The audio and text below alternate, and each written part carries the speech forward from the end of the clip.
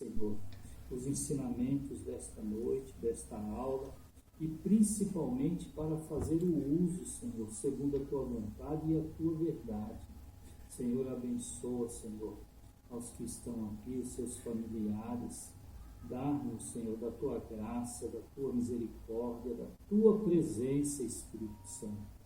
Porque assim, Pai, nós seremos bem-sucedidos quando a Sua presença faz parte de nós, Senhor.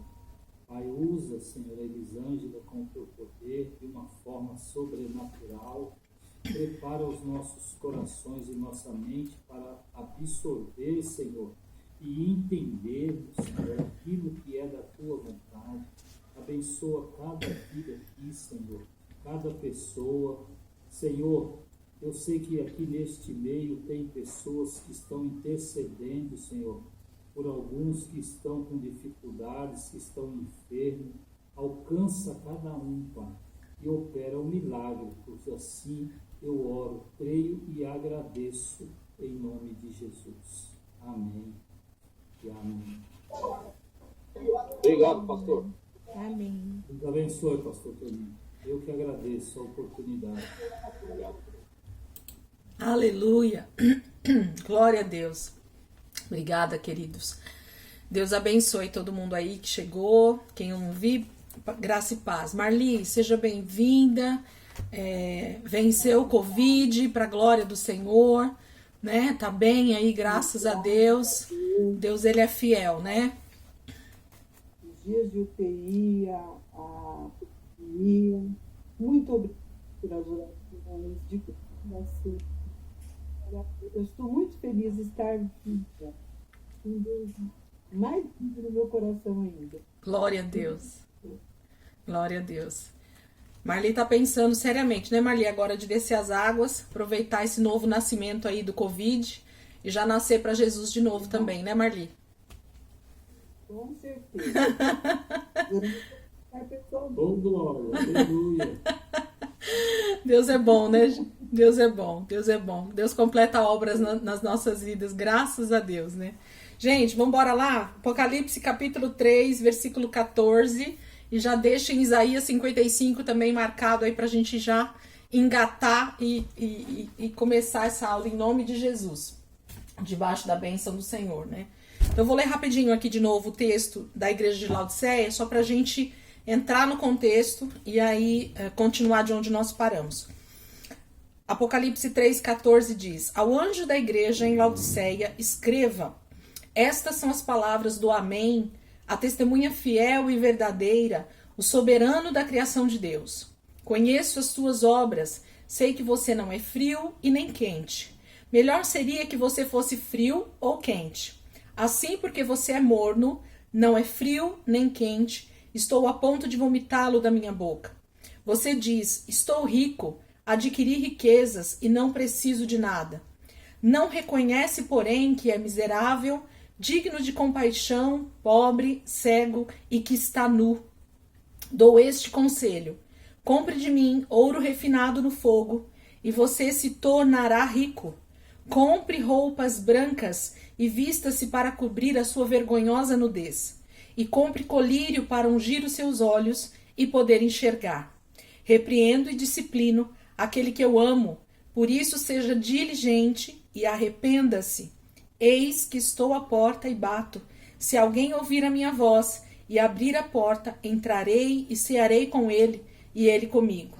Ao vencedor, darei o direito de sentar-se comigo em meu trono, assim como eu também venci e sentei-me com meu Pai em seu trono. Aquele que tem ouvidos, ouça o que o Espírito diz às igrejas. Amém?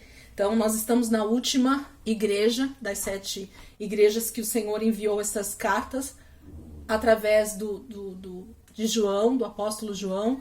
Ele, então, direciona essas cartas e a gente está falando, então, sobre essa igreja, que seria a 7ª igreja, chamada Laodiceia.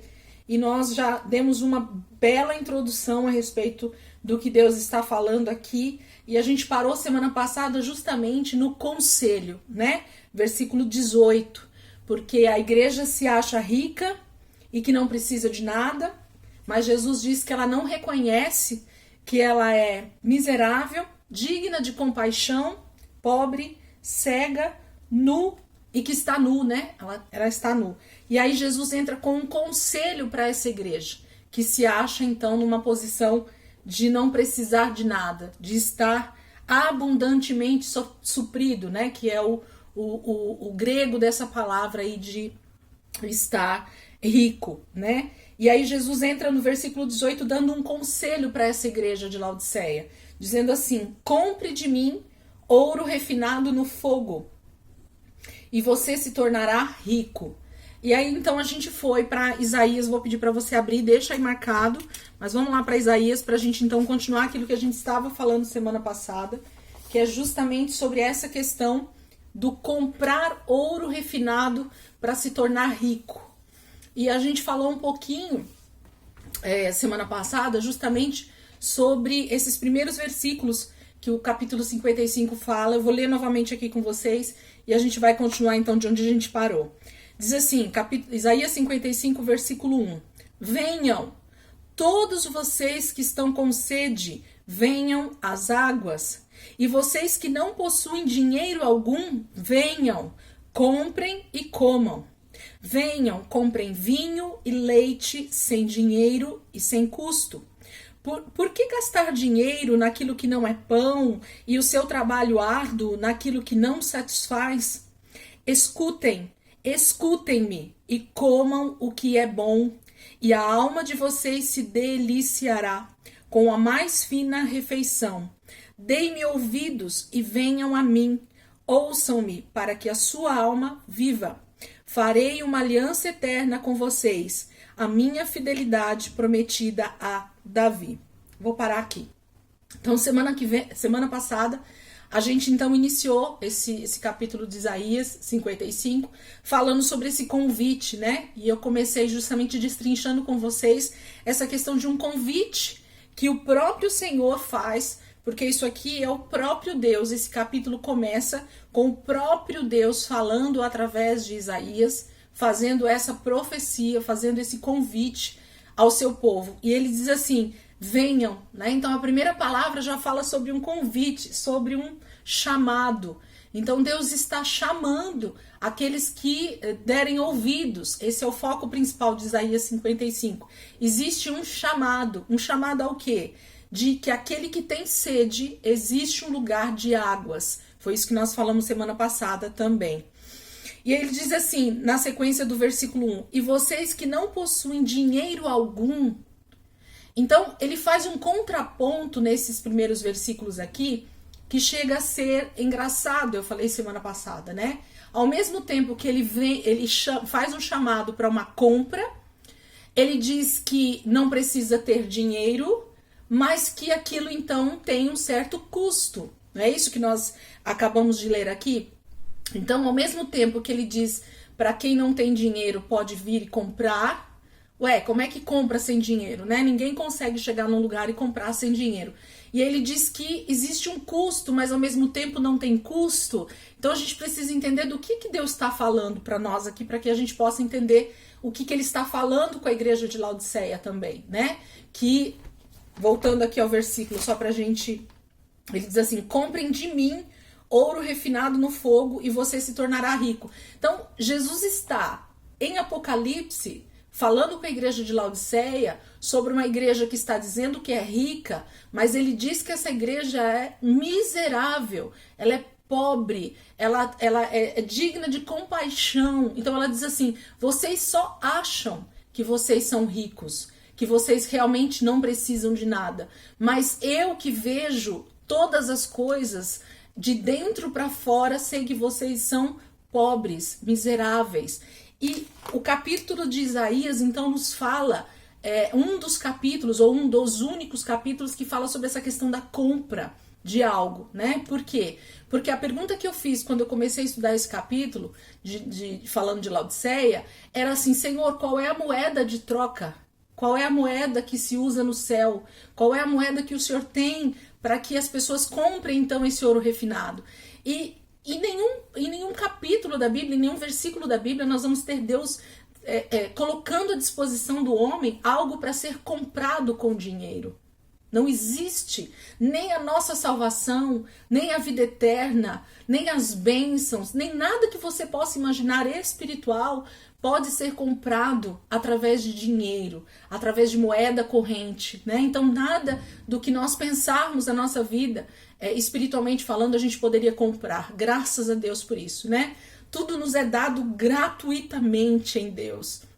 E essa é a maior graça que nós temos.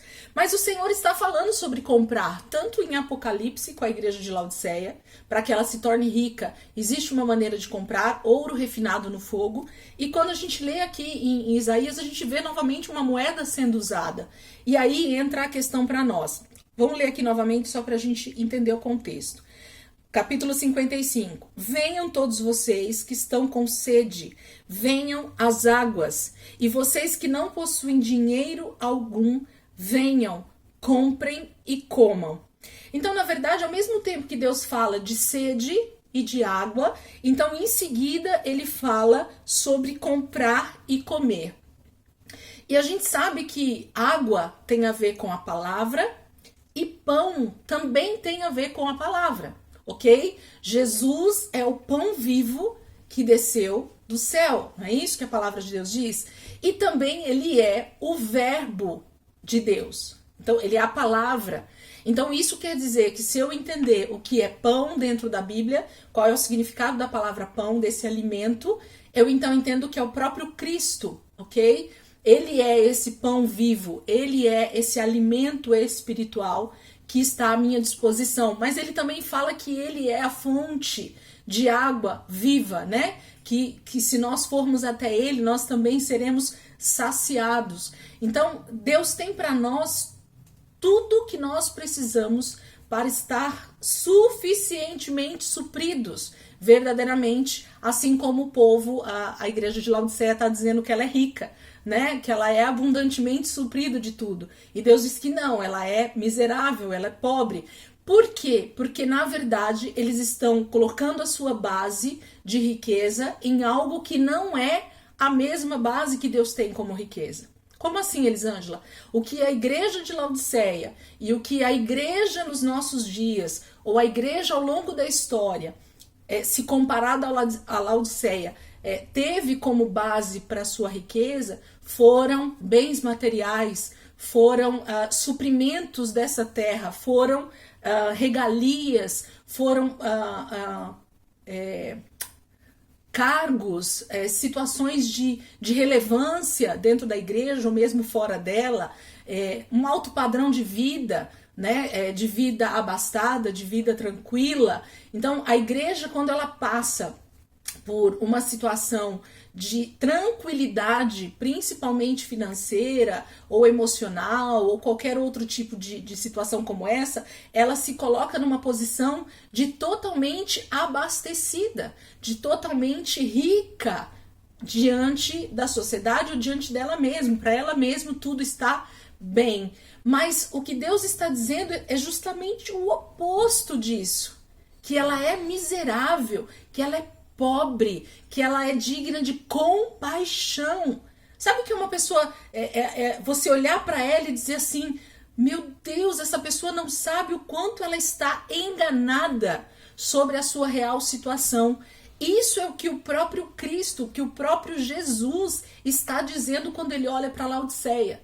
Então ele olha para essa igreja e diz assim, vocês não sabem a real situação de vocês nesse exato momento. Vocês têm uma impressão de estarem totalmente supridos, porque a vida de vocês está totalmente confortável da forma que vocês estão vivendo, com o contexto de vida espiritual que vocês estão tendo, porque vocês têm uma igreja bonita, porque vocês têm um culto bacana, porque vocês têm um ambiente de não perseguição, porque vocês têm todas as necessidades supridas na casa de vocês, com a família de vocês não passam necessidades. Então, vocês se colocam numa posição de ricos, de abundantemente supridos, mas essa não é a realidade. Por quê?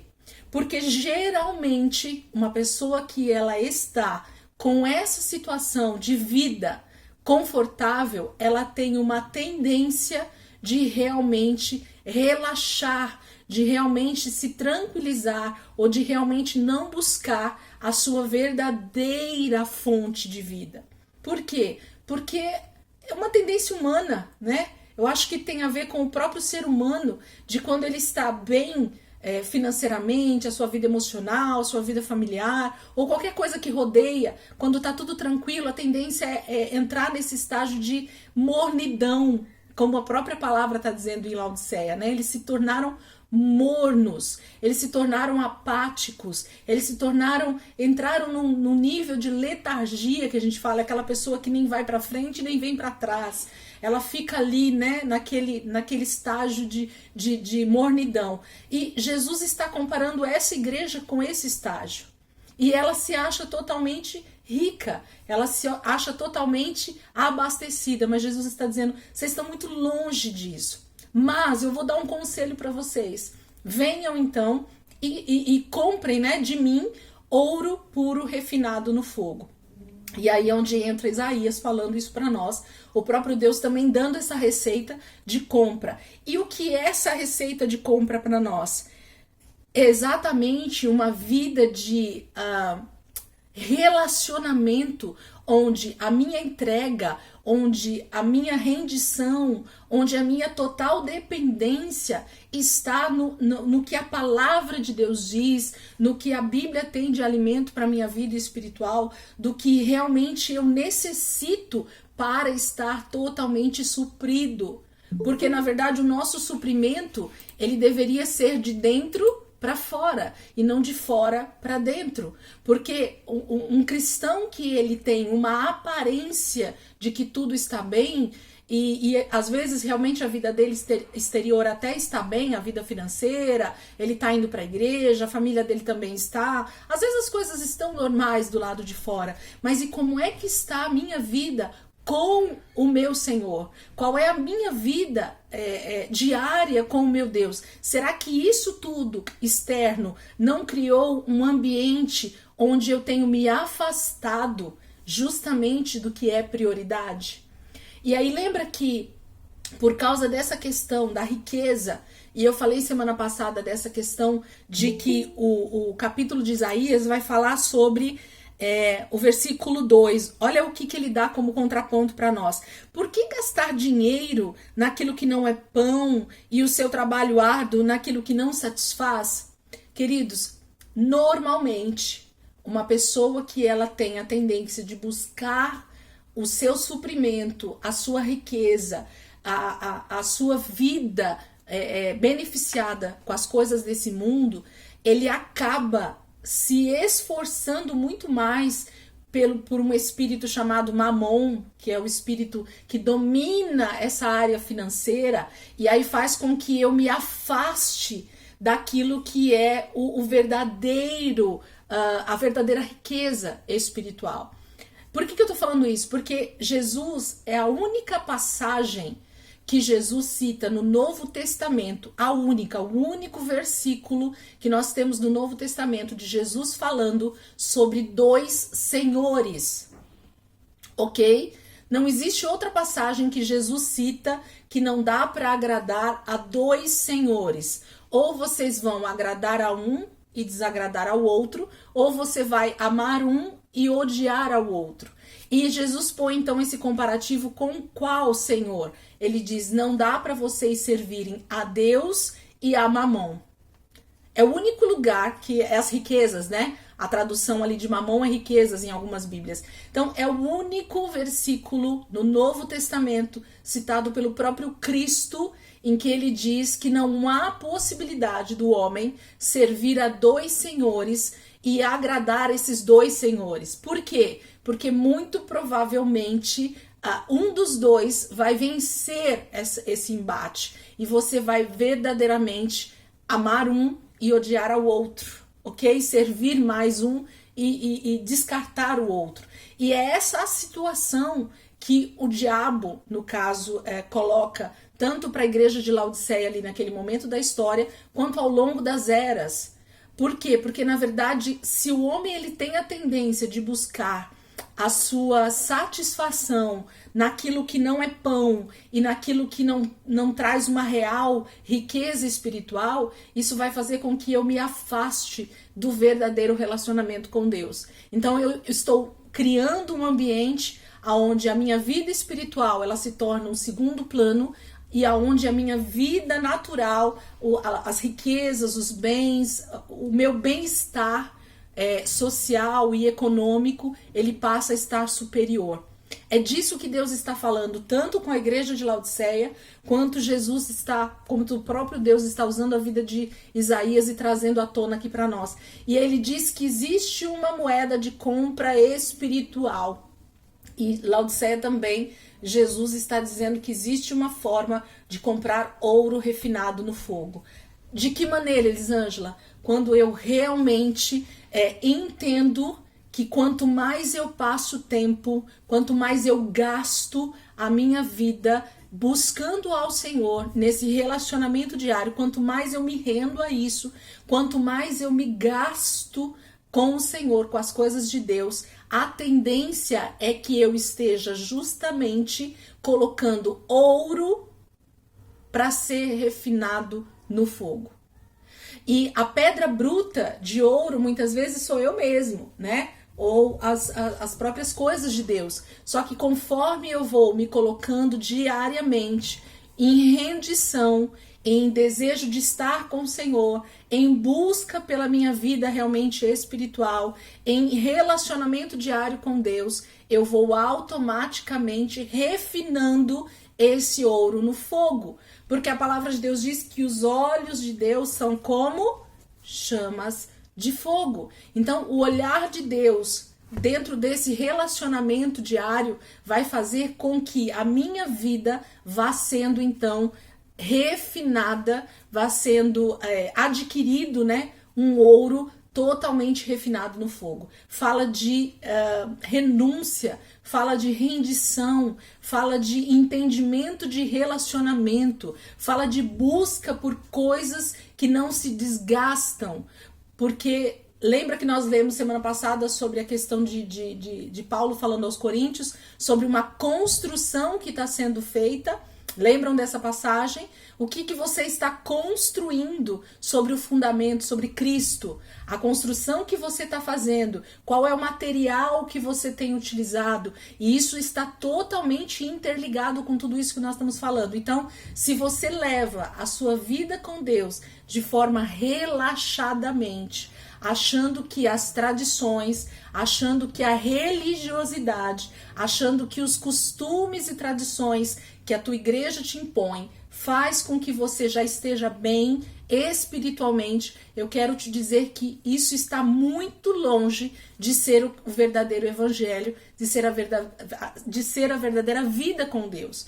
Porque, na verdade, a vida como igreja, como congregação, ela é resultado, ela deveria, na verdade, né, ser resultado daquilo que você vive no secreto, daquilo que você vive no seu dia a dia com Deus. Eu tenho me preocupado bastante, e esse tem sido um assunto para a minha vida, de entendimento do que é isso no meu dia a dia. Por que eu estou dizendo isso? Por que eu tenho me preocupado com isso? Porque cada dia mais que eu vou começando a entender isso, e isso vai se tornando uma verdade dentro de mim, eu preciso entender que se eu não estiver mergulhada na palavra, se eu não estiver mergulhada numa vida no Espírito, se eu não estiver mergulhada numa vida de devoção, numa vida de meditação na palavra, numa vida de relacionamento com Deus diariamente, a minha vida não vai fluir como um rio de Deus para as vidas que o Senhor colocar diante de mim. E não sei vocês, mas eu sei quando eu estou diante de alguém que realmente flui como um rio de Deus para minha vida.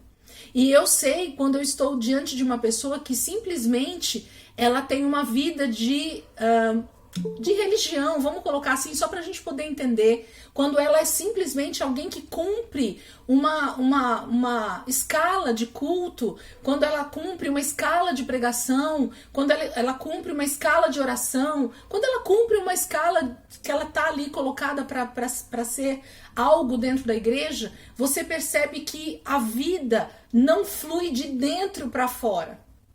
É algo tão automático, tão ligado no botão do automático, que você não consegue absorver vida daquilo que está sendo dito. Elisângela, o que você está querendo dizer com isso? Vou ser muito clara para vocês. Por exemplo, eu dou aula às quintas-feiras aqui para vocês. Vou citar eu mesmo para vocês entenderem. Se a minha vida como cristã, como mulher de Deus, ela for simplesmente aberta para vocês aqui na quinta-feira às 20 horas e eu abrir a Bíblia e eu tentar dar aula baseado em livros que eu tenho aqui na minha biblioteca e que eu destrincho um capítulo bíblico segundo aquilo que a história, segundo o que a teologia fala, segundo o que os livros me indicam, eu posso dizer para vocês que muito provavelmente a aula de teologia seria meramente histórica, meramente ilustrativa, com exemplos. Mas eu percebo na minha vida que, com o passar dos anos, conforme isso foi sendo entendido por mim, e eu passo a ter uma vida de relacionamento diário com Deus, a aula flui de maneira natural. Eu não me esforço para falar com vocês sobre as coisas de Deus. Por quê? Porque, na verdade, não tem a ver com simplesmente um entendimento de um texto bíblico, mas tem a ver com aquilo que o Senhor tem, primeiro, gerado dentro de mim, no meu dia a dia, e a hora que eu venho aqui para ensinar para vocês, que eu venho falar para vocês sobre tudo isso que está escrito aqui, é algo que primeiro o Espírito Santo ministra diariamente na minha vida como algo do meu cotidiano, como algo da minha vida com o Senhor. E eu posso dizer para vocês que durante muito tempo não foi uma verdade na minha vida. Por quê? Porque muito provavelmente eu vivia como a igreja de Laodiceia, tendo rituais litúrgicos dentro da igreja, tendo uma vida de ir e vir para cultos e para momentos com Deus ali na igreja, mas a minha vida diária com Deus não era uma vida de disciplinas espirituais. Por quê? Porque eu não lia a palavra todos os dias, porque eu não meditava na palavra todos os dias, porque eu não tinha o meu tempo de oração, porque eu não tinha o meu tempo de jejum, porque eu não tinha o meu tempo de oração em outras línguas. A minha vida passava a ser de quarta, domingo, o culto disso, o culto daquilo. Esse era a minha rotina com Deus. E aí isso passa a ser algo tão automático que quando você vai falar de Deus, a coisa não passa de palavras, de letras ditas, não tem vida. Quando a gente olha para a igreja de Atos, quando a gente olha para os apóstolos, quando a gente olha para os discípulos, quando a gente olha para homens e mulheres de Deus na nossa geração, que tem uma vida entregue nesse altar de Deus, do seu diário, e que elas realmente compram ouro refinado no fogo, é ou não é algo que você sente instantaneamente quando essa pessoa está falando, quando ela está ministrando, quando ela está orando? É algo que você vê que flui de dentro para fora. E muito mais, os frutos que se colhe dessa vida que está falando, a vida dela fala por ela mesma. O que flui da vida dela é algo que realmente você pode assistir nela todos os dias. Não é algo que você só vê na igreja, mas quando você vai olhar a vida dela no seu cotidiano, é outra vida que ela vive, é outra maneira de viver. As pessoas dão outro testemunho a respeito daquela pessoa. Vocês estão conseguindo compreender o que eu estou querendo dizer? Tá dando para compreender o que eu estou querendo dizer? Então, a igreja de Laodiceia é essa igreja que vive uma vida de religiosidade, que vive uma vida de mornidão. Mas eu vou para a igreja, mas eu vou no culto, mas eu oro lá quando tá todo mundo orando na igreja, mas quando me pedem oração eu também oro, mas eu jejuo quando eles levantam um jejum na igreja, mas eu leio a palavra lá no culto e eu entendo o que o pastor está falando, mas quando me dão a oportunidade eu também falo de Deus. Mas a vida de Deus está fluindo de dentro de você, porque a sua vida é uma vida que está sendo realmente refinada no fogo pelo Espírito Santo, pela vida de Deus, ou realmente você é superficial em tudo aquilo que você faz, mas por dentro não existe nada disso, você está construindo sobre o fundamento com madeira, palha e feno, com coisas muito triviais, com coisas muito baratas. Fala de algo muito mais resultante de muita renúncia, de muita busca. E o que eu quero que vocês entendam é que essa vida que eu estou querendo dizer que Jesus está pedindo para Laodiceia não tem a ver com uma frase que eu ouço desde a minha conversão em 95, que a gente deve pagar o preço por um ministério abençoado. Quantos aqui já ouviram essa frase? Você precisa pagar o preço para ser profeta, você precisa pagar o preço para ser um bom pregador, você precisa pagar o preço, e usaram esse bordão evangeliquez durante muitos anos. Hoje a gente ouve menos esse bordão, mas durante muito tempo se ouviu isso, e as pessoas achavam que realmente existia um preço a ser pago. Elisângela, agora você confundiu tudo a cabeça da gente. Tem que comprar ouro puro, refinado, ou não tem que comprar? Não tem um preço a ser pago? O que eu quero dizer com isso é que nada no meu esforço humano, como se eu tirasse o dinheiro do meu bolso e quisesse comprar as coisas de Deus, e quisesse realmente, mas se eu orar 12 horas, então eu vou ser alguém mais cheio do Espírito Santo.